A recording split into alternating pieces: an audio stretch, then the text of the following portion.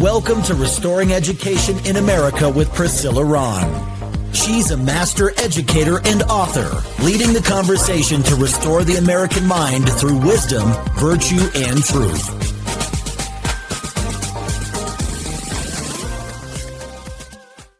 Well, hello, everybody. Welcome to Restoring Education in America. I'm your host, Priscilla Rahn, and I'm so excited that you've decided to join the conversation today. 2026, it's a big year, America's 250th birthday. You know, I can't stop talking about it because it's such a momentous year for us.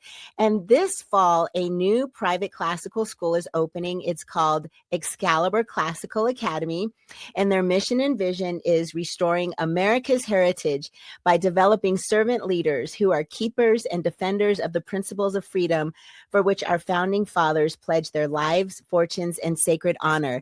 And they're opening their school in Centennial, Colorado, which is a suburb of Denver. And they're opening right around the corner from Maggiano's Little Italy, if you know where that is. So if you have a young child who's starting kindergarten through third grade this fall, please go to their website, excaliburclassicalacademy.org. And of course, they're hiring for some great teachers who are going to love your children, and they are going to support parents and their right to choose. And talking about school choice and having options for parents is my special guest that I am going to bring to the stage. Welcome, the Honorable Tonya Van Beber. Nice. Thank you. Yes, it's a pleasure to be here. I have the utmost respect for you and what you're doing. And so it's just a pleasure to be able to visit with you today. Well, I know you are a mover and shaker and doing so many amazing things. But before we get into the conversation, I'm going to share a little bit of your bio with our listeners. Tonya Van Beber is the executive director of Wave of Hope Homeschool Enrichment, a third-generation Colorado native and former state house representative for District 48. Tonya has dedicated her career to advancing educational excellence, family rights, and community development. With over 17 years of classroom experience as an educator at university schools, charter school, and Greeley-Evans District 6 administration, Tonya taught reading intervention, world and American history, leadership, 7 Habits for Highly Effective Teens, and was a curriculum developer, professional development presenter, instructional coach. She holds a master's degree in educational leadership with a principal's licensure from Regis University and a bachelor's degree in social sciences psychology from the University of Northern Colorado. As a mother, former foster parent, and advocate, Tonya has championed school choice, foster care and adoption reform, constitutional rights, and parental rights throughout her career. A graduate of Leadership Program of the Rockies, she remains actively engaged in her rural Weld County community where she has lived her entire life. And I got a sliver of your schedule today, and I am so grateful. So fellow LPR grad, Tonya, what year did you graduate? I should know this, but like the back of my hand. I want to say it was 2018. Okay, so before COVID. Okay, so I don't know how much has changed since I graduated in 2023, but the principles are the same, right? Yes, so, that's right. Are you doing anything exciting for 2026 for America's 250? Well, we're not. I'm not. I was so blessed and honored to be able to go to the inauguration. And so over the course of my lifetime, I've taken, well over 1,000 people to Washington, D.C. As an educator. And so I was in schools for quite some time. We've worked with kids and families for over 30 years, but at the charter school for 17 and then in the district for another 5. And so and then this for the last couple of years. But yeah, I would love to be out there at this, this year for that. That would be really a dream come true. My heart as a historian absolutely adores and loves the Williamsburg area and just all of that, because, those are where the greatest thoughts of one of the greatest nations, the greatest nation on the planet, emerged from, from the mind of John Adams to the mind of Thomas Jefferson and so forth, the greatest people that had this beautiful vision for pure equality, pure freedom, and the steps to get us there. So So the short answer is no, but the long answer is, man, if I can get back there, I absolutely will. So you've been a classroom teacher, you've worked in administrative roles, and you've been a lawmaker, and now you're a homeschool enrichment leader. What did each of these roles teach you that the others couldn't? When it comes to, I guess let's just start at the beginning. Let's go all the way back to the beginning. For me, getting my teaching degree was all about, I'm passionate about learning. Just that's the start, that's the beginning, and that's the middle, and that's the end. And at the end of the day, for me, this is all about ensuring that whoever I come into contact with, I don't care what their age is. It can be 5, it could be 105. For me, this is about helping other people reach their full potential and lifelong learning. We can always learn from others. And to me, I feel like we should always be in a state of self-reflection, self-growth, self-correction, and course correction to be able to take us wherever our dreams, allow us to go. And I just want somebody's life to be better off after having been a part of my life. And so for me, that was where teaching began. Leap forward to being in education for quite some time.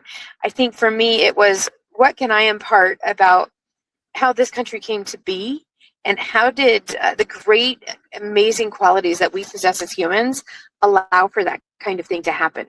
And of course, the beautiful part of being in America and talking about our roots and our foundings is we were the light of the world for everybody else. It wasn't like other countries had a constitutional republic with democratic principles, but none of them brought all of those things together to allow for this country's ideal to be put onto paper, to say that we are equal and we should be able to pursue life, liberty, and the pursuit of happiness. And so for me as a teacher, it was imparting not only those kinds of ideals, that kind of history, but then now let me help you reach your highest potential as an educator, so that when you leave this classroom, when you walk out of my room, everything we did is real life. Everything I imparted to my students should apply to the real world. And if I'm not pulling in those real world things and how to apply them, how to take action on them, how to be a part of this thing we call the social contract here in the United States of America, then I wasn't doing my job. Then as I fast forwarded to an administrative licensure, once you hit a certain level where you're running those groups and you're running those clubs and you're running those things and those all the different things and the layers that are required either by law or that just make your system a great system for kids, because you want to be, child-centered and family-oriented. We want to be lockstep with parents in that discussion, and that they are entrusting their children to us. And so we as teachers ought to be their greatest champion, their greatest ally, their greatest cheerleader in that family to help their children, especially if they're going to give us the blessing of being able to help support their children all day long. And then from there, I fell in love with instructional coaching. We are the one career where, every other career, you're constantly working in collaboration with your peers on a professional level. And in teaching, it becomes very much hey, good luck, the door shut. See ya. Let us know if you have any issues. And that should not be how professionals are treated. And so instructional coaching was a wonderful way for me to go in and say, not only have I had my boots on the ground right there beside you, but at the end of the day, I've got a few tricks and we'll see if they work. I've got some tips, but the teacher should drive that discussion. The kids and the family should drive that discussion. I'm just coming in as a third party saying, I've got one more set of eyes, a couple more brain cells to add to the discussion so that what we do for kids really helps them the most. And so when the opportunity arose for something like this, where we have that homeschool hybrid philosophy of parents, you're in charge, right? You're the sovereign entity over and with your children. And we, again, are in that spot of blessing and luxury that if you want us to support you in that process, we're happy to do that. So, Tonya, you're working in a homeschool enrichment program. For people who don't really understand what that is, we know that it's state tax dollars going towards homeschool enrichment. But can you talk a little bit more for those parents who may not know what that is and how they can access that as an option for their children? Absolutely. So one day a week, which is, we've chosen Fridays this year, and it can change every year, but we decided to move to Fridays because there's several kinds of enrichment programs all over the place, and they change based on whether what their mission or their vision is. Ours is very much about, we just want to help those kiddos reach their highest potential and be the most productive kind of human they can be and they want to be, wherever life takes them. And I'm very community driven, between my background and starting out with the community newspaper way back when it really was just news, and being the heart of the community, all the way to today. I'm all about community. How do we help create a synergy, right? So I see us as that synergy with all these different careers, all these different things that kids could be exposed to, from people presenting about different things, their different careers, their different passions, their different interests in industry or any of the pillars of society, all the way to kiddos who are homeschooled. They do want to get out and about. They do want to have friends. They do want to see their peers. And so we're lucky enough to be able to a part of having them come together in a place where we can support, all of the character driven kinds of things that parents naturally want, right? Good manners, good decision making, ethics, high morals, all those things, honesty, please and thank you, all the way Yeah, to good definitely friendship. all of the soft skills that we're not Yes. really teaching anymore. That's right. And being able to get along with your peers, which is again another great soft skill. How do we help make sure that in relationship with your peers, you say what you need to say, you learn how to, move on from conflict, how to navigate conflict, all those things. That's what kiddos are learning every day. So that's the heart of our enrichment. And if you go to our websites, which is www.waveofhopeh.se, which stands for homesschoolenrichment.org. Or if you go to the private side of things, so that's the public dollars, the private dollars families would pay to be a part of our classes, that's www.waveofhopelearningcenters.org. And then they can see that there's all kinds of electives. And because we're on year 2, we're blowing it up. We've got all these kinds of new things that we're starting. When I wave the magic wand, I hope within 5 years we've got band, choir, theater. We're starting the gardening and in the greenhouse work right now as we speak. In addition to all of the other things like the arts and sensory for the smaller kiddos, and literacy, and tapping into community presenters, and going to see community things in action, right? That's how we transfer that learning to real world knowledge. Well, Tonya, you're bringing up so many wonderful points about, teaching students those transferable skills, applying the lesson to real life situations. What do you think, in all of your years in education, where have schools struggled, in your opinion?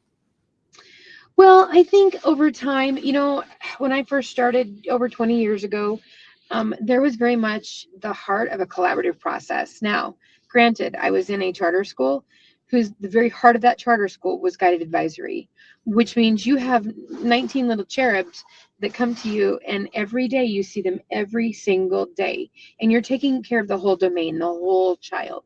And, back in the 60s and 70s, when you look at metadata, and you look at all the studies that were ever done about all the different contents, every grade level, the one thing that came out of that time period was the heart of the child's the driver. They're the stakeholder. And so that was the model that I was able to teach in for 17 years. And I loved every second of it, because a kiddo could start from this place, and we met them where they were. And then with the collaboration of the child and the parent, we were able to make a plan, and the kiddo could be a deep part of that plan and move it forward. And we were there to support parents. We were there to support children. And we were all learning from each other on how to make that happen. And it was a beautiful thing. Somewhere along the way, we started saying, parents, we got this. You don't need to come in. Don't step in. Mm-hmm. Kids, we got this. Mm-hmm. You don't need to step in. You don't need to push in. And that's a space where, yes, the teacher's the authority, right? We're there to make sure everybody's safe as that authority figure in both behavior, emotional, social, intellectual, physical. We are responsible for the whole child. And somewhere it was fragmented. Somewhere it became fragmented. somewhere it became a situation where we're not working as a team. But when you look at the highest performing public schools in the nation, they still have that whole child model. They still believe in that cooperation. They still believe in that collaboration. And when you can bring all of that to the table, those kiddos are going to go far. It doesn't matter their demographic. It doesn't matter their socioeconomic level. It doesn't matter any of the finite criteria you could label someone with. None of that matters when it is truly a collaborative process. If you're just tuning in, my guest today is the Honorable Tonya Van Beber. She is now the Executive Director of Wave of Hope. So, Tonya, you spent many years in the state legislature where you were making laws. What do you think, as an educator, is the disconnect between what you know as an expert educator and the lawmakers making laws around education? You know, this is such a complex topic. But if I had to think about, the buckets of information and how we might want to dissect all of that, I would say when we stopped encouraging the collaboration, when we kind of started departing from that, as I just referenced, and they weren't part of that conversation, when parents stopped being a part of that conversation, and it now becomes this huge legislative monster that's made into sausage, and nobody loves to see how the sausage is made. And yet that's the most beautiful thing about a constitutional republic with democratic principles. Everybody gets a voice. It's we the people. And so for me, it's about not having enough stakeholdering. You should be increasing the stakeholdering, not decreasing how many people have a voice in that conversation. That's the first thing. The second thing would be, when you don't listen to all of the stakeholders, you now start driving things that people go, no, that doesn't work for us. Or that's not your job, right? That's not your place to do that with my child, or to say on my behalf as a parent, that's your role, right? There's some places and spaces that really are clear boundaries. And unfortunately, I feel like some of those things took on legislative space and probably did not, should not, and cannot be something that we dive into and say, we are the know-all be-all, and it becomes law. Local government is the most important government. And I think that saying should transfer into education. Why? Because all education is local, right? I don't send my child to Virginia to go to school. They went to Greeley. They went to my backyard where I'm the parent, I'm the community member, I'm the taxpayer. So when you start cutting out those voices, cutting out those stakeholders, the train is going to jump the tracks and go down a road that it wasn't meant for. And I do believe those are two major buckets. And then take it a step farther. When you start having people make legislative decisions that really start going into what should be taught and exactly how it should be taught, again, you're starting to tread on the territory of local control. Local control, when it is overreach into that from the state or federal level, is always going to be a disaster, and vice versa. When there's not a clear parameter under the Constitution of the United States, under the state constitution, when those things start to overlap in ways that do not serve the child right here, right now, and their families, you are going to have a disconnect. And that's my perspective. I don't speak for Wave of Hope on that. That's just me as a mom. That's me as a voter. That's me as a constituent. That's me as a taxpayer. And that's me as a professional educator. Tonya, you use the word stakeholder, and I have to chuckle because you and I were in that generation where we did view parents and community members and educators all as part of the stakeholder conversation. But we saw during COVID, parents were called domestic terrorists, and they were separated from the education process, and they were not made welcome into the schools. Now, you've also been a foster parent. Are Yes. schools equipped to serve foster and at-risk children, or are we asking them to fit into a system that doesn't really see them? I would say the schools that I've been fortunate enough to be a part of, I was overjoyed to see they were taking every step they needed to be equipped. And like any system, right? It's an ever-growing, ever-evolving system that is always hoping to do better. Our teachers, our parents, our students, our staff, I've never seen somebody walk in the door and say, here I am, I'm here to fail, and I'm here to blow it up so it fails. I don't see that. That's not reality. All these places are people. Buildings are not the things that make things happen. It's the humans that come into those buildings, in the relationships that they have, using the processes and procedures in place to help kiddos. And so I will say I've been very fortunate to see really robust conversations around foster kids, around parents. And I think it's changing again for the better. There's no doubt about it. Our foster children being pulled from their home through no fault of their own are the most vulnerable population you will ever see in society. Yeah, I don't Right? think people realize Right. when foster care children graduate from high school, they are out on their own. A lot of them end up sleeping in their cars during Christmas break right. when they're in college. Like they don't really have a home, and that's just a forgotten population. We think we're taking care of them through high school, but then when they graduate from high school, they don't always have a family to go back to. Well, and that's just it, which is why I made it was a very big deal to me when I went into the legislature that we looked at the systems that weren't working. You can say that the cliche lived experience is cliche, but it's not. I was an adoptee. That's something folks don't know, right? I was a foster baby and fortunate enough to be adopted into a family that made sure I had everything I needed. And then even better, went into a school system that made sure everything I needed was there. Thank God for, Eaton schools. Shout out to them. I got everything I needed to go out and go, yep, I can be a teacher and I can help children. But when I look at District 6, when I look at university schools, they absolutely have people in place to do that. And I loved seeing that those conversations really take off as I was leaving. But when I went into office, I will say that's why I ran the bill, that when those kiddos became 18, Rep. Doherty and I ran a bill, and she's now Senator Doherty, ran a bill to ensure that when they turned 18, with their cooperation, we make sure we didn't just leave them hanging. Because I got to tell you, when you do that as a school system, when you don't have those things in place, that is going to cost the system in every way possible, at every level possible. It's going to cost the system more medically. It's going to cost the system more from a mental health standpoint. It's going to cost the system more from the standpoint of criminality, the judicial system. If we don't ensure kids have what they need to be a productive citizen in the world they live in, it's going to cost us more. And so to be able to look back on my life and say all these things tied into all these different spaces, it served me greatly as a legislator, because then I was able to speak to my fellow legislators on the side of Democrats and say, my fellow friends across the aisle, have you ever thought about this as a parent? I know you have kids. Think about this unintended consequence if you run it like that in your bill.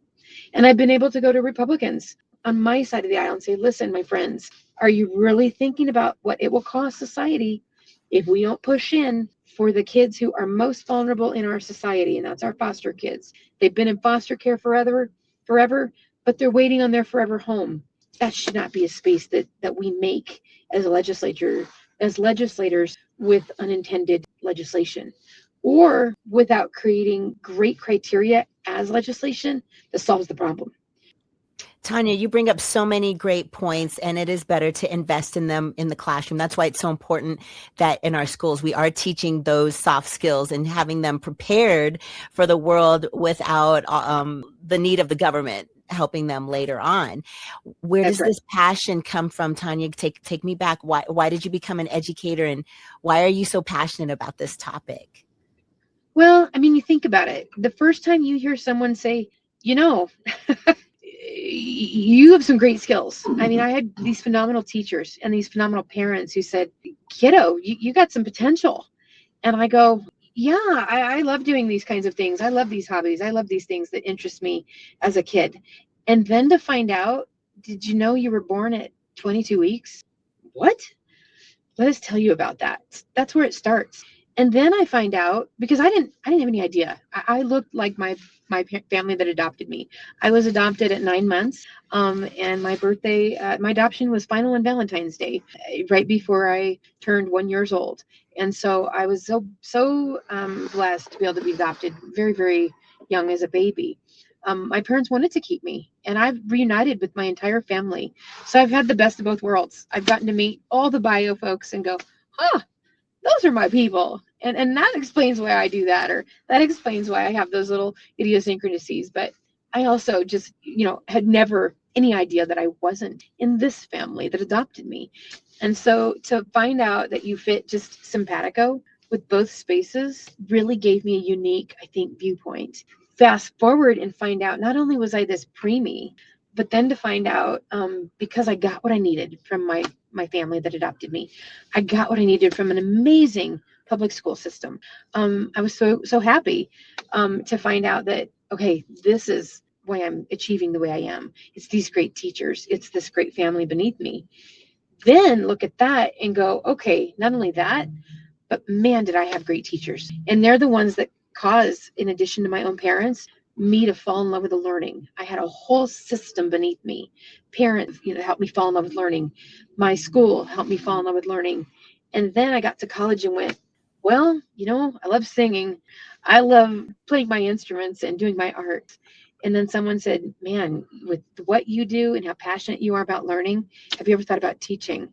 And I thought, ooh, that's awesome. And then I thought, and I love people. I love learning from the relationships I'm in, and I love hearing what someone else's story, and it makes me a historian. And boy, I think that was it. When I found out that those doors could open and I could play in all the arenas, science, medicine, anatomy, biology, math, physics, art, band, choir, all of it, I thought, yeah, that's going to be where I go. And so that's what I did. Tonya, that is so beautiful. Take a quick second and brag on your son really quickly. Well, my son is named Scott Van Beber.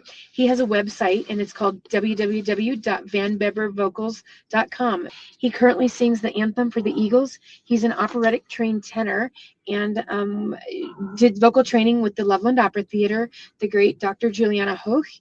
He's been all over Europe a couple of times, pushed into Spain, been at Wesley Chapel, the Parthenon, St. Mark's in Venice, the cathedrals of Paris, Zermatt in Switzerland, where the Olympics has been held. He has been in places that just dreams come true. And so he's been all over the world and offered a lot of great, amazing opportunities to train with world famous opera singers. We're actually leaving tomorrow morning to go watch him for a few minutes in the studio, finish up his first album. He's going to launch his solo first album.